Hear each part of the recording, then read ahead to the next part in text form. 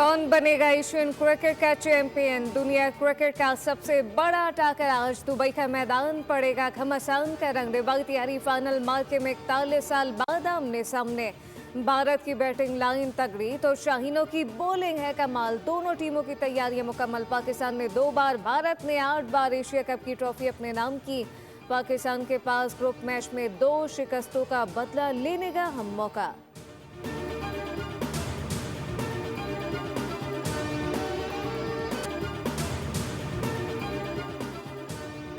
और कराची के इलाके डीएचए फेज 2 में इमारत में लगी आग पर काबू पा लिया गया। आग से झुलसकर 2 खवातीन जान बहाक। आग ने पहली मंजिल को लपेट में ले लिया था। इमारत में फंसे 6 अफराद को जख्मी हालत में जिन्ना अस्पताल मुंतकिल किया गया। तमाम अफराद को रेस्क्यू कर लिया गया। रेस्क्यू हुकाम के मुताबिक कूलिंग का अमल जारी।